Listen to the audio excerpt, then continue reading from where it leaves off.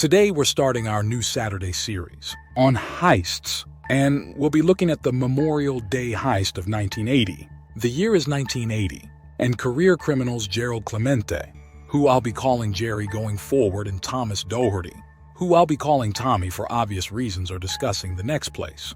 They should rob with fellow co-worker Joseph Bangs, Joey.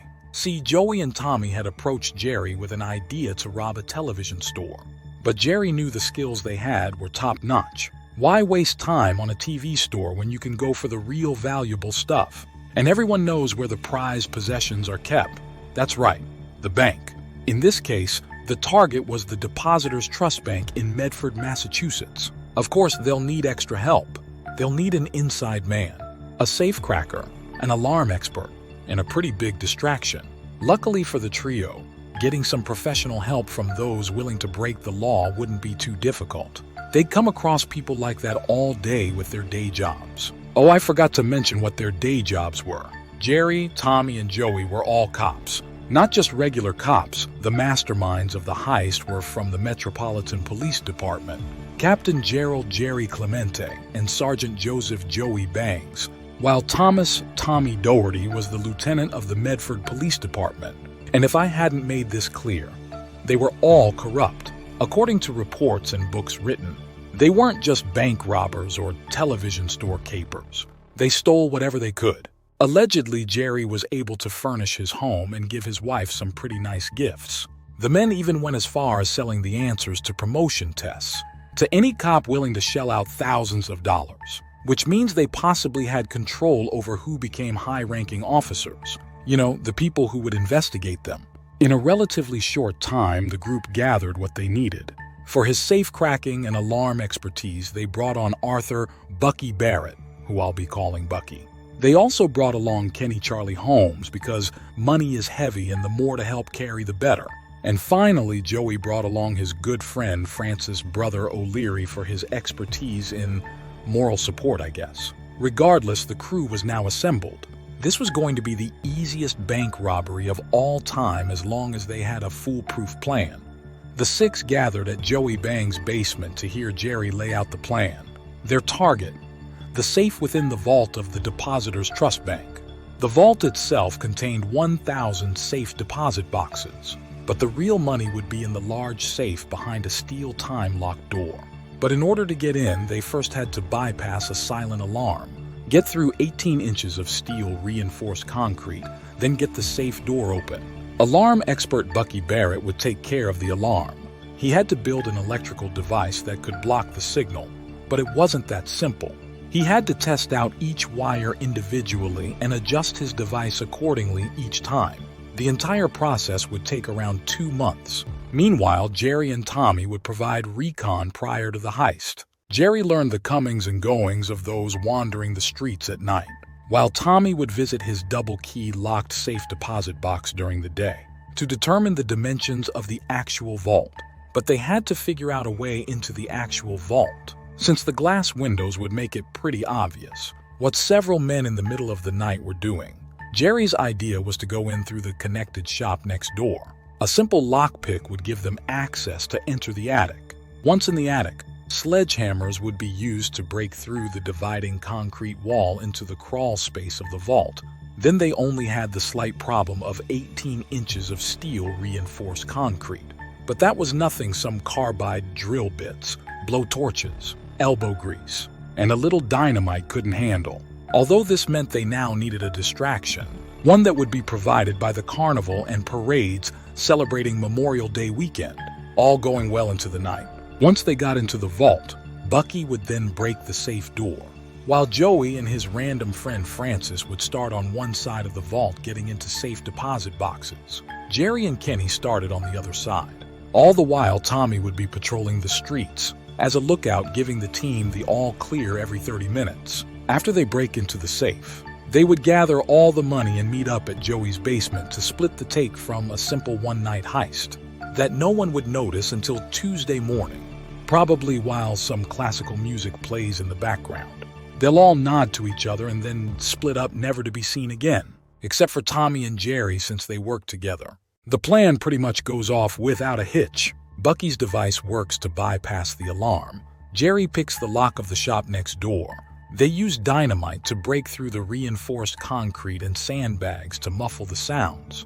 The carnival nearby provides extra noise distraction.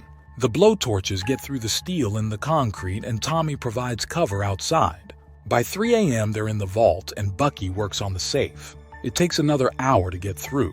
And in that time, Jerry finds it takes over 15 minutes just to break into a safe deposit box. And with 1,000 of them, they'll just be happy with the millions in cash expected to be in the safe. But there's something the men didn't realize. Just before the weekend, the bank took almost all of the cash out to send to the Federal Reserve. Once Bucky gets through the hinges, the men find only 60 grand. Angry, the men regroup in Joey's basement to figure out their next steps. 60 grand wasn't worth it for the crooks to have spent all that time setting up. They decide to go back over the course of the next 2 days and break into the safe deposit boxes. They eventually figure a much quicker way to break into them, and by the end of the weekend they cleared out every box. The take ends up being 10 million in cash and around 5 million in jewelry. The largest bank theft in New England history.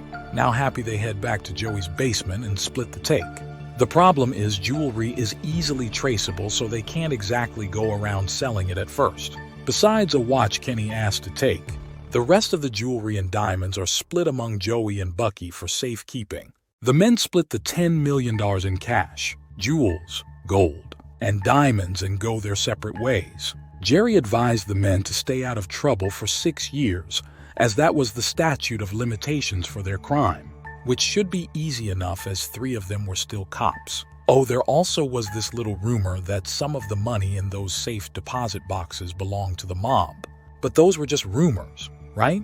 On Tuesday morning, May 27, 1980, the bank employees open the vault to find everything gone.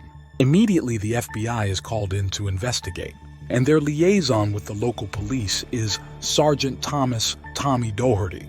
There truly was now nothing to worry about as long as they all stayed out of trouble. Due to the well-known corruption of the cops, the FBI immediately suspected Jerry, but he was steadfast in his denial, and since he knew how the process worked, he wasn't too worried.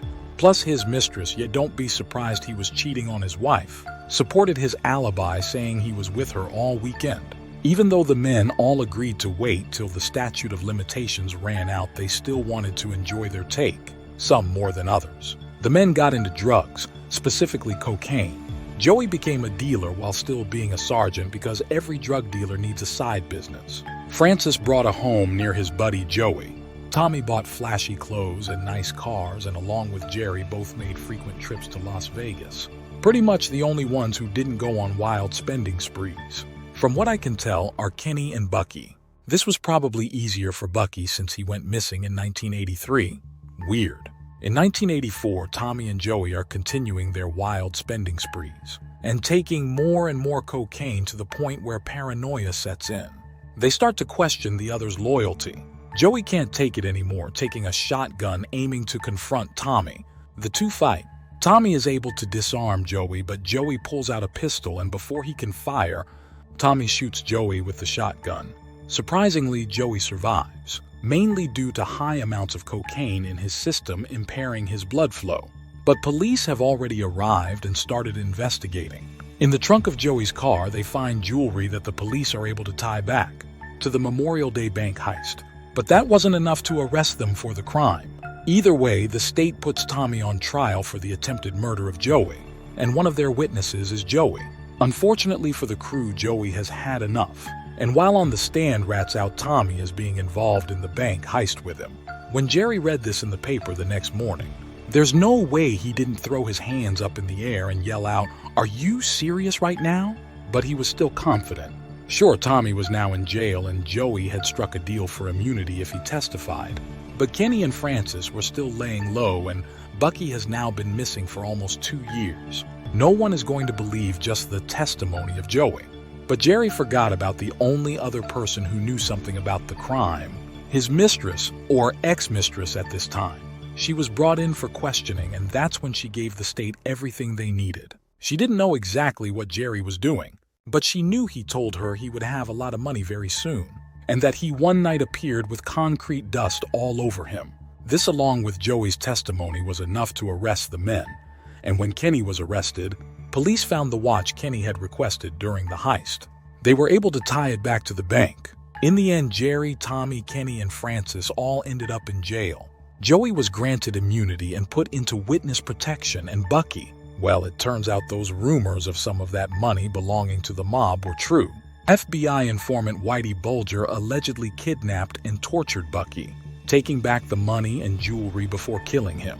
And that is the story of one of the largest bank heists in New England history that probably would have been successful if not for cocaine. Good job. Drugs? No, that can't be right. Thank you for watching, and see you in the next video. Goodbye.